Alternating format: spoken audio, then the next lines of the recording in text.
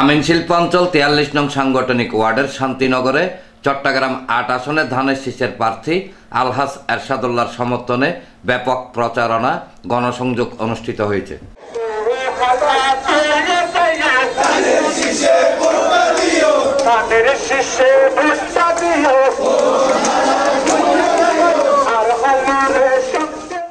শুক্রবার বিকেলে ওয়ার্ডের শান্তিনগর এলাকার পুরুষ কেন্দ্র এবং মোহাম্মদনগর এইচকেসি উচ্চ বিদ্যালয় কেন্দ্র কমিটির উদ্যোগে শান্তিনগর মোহাম্মদনগর সহ আশপাশের বিভিন্ন এলাকায় এই গণসংযোগ অনুষ্ঠিত হয়।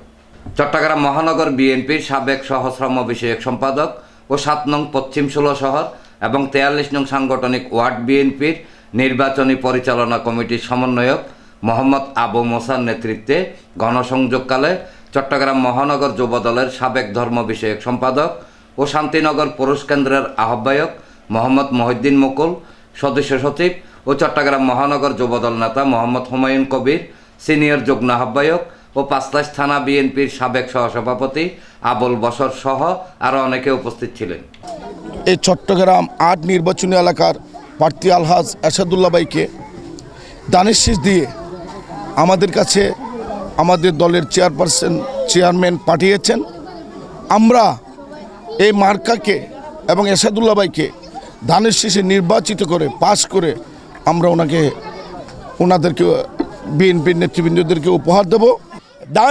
ধানে ভোট দিলে এই দেশের স্বাধীনতা থাকবে, ধানে ভোট দিলে এই দেশের উন্নয়ন অব্যাহত থাকবে, ধানে ভোট দিলে এই দেশের জনগণ শান্তিতে বসবাস করতে পারবে।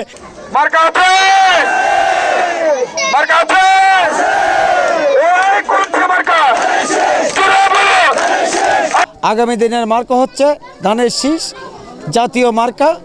ধানের শীষে ভোট দিলে আপনারা সবাই সুখে শান্তিতে বসবাস করতে পারবেন। ডেস্ক রিপোর্ট, প্রগতি 24 টিভি।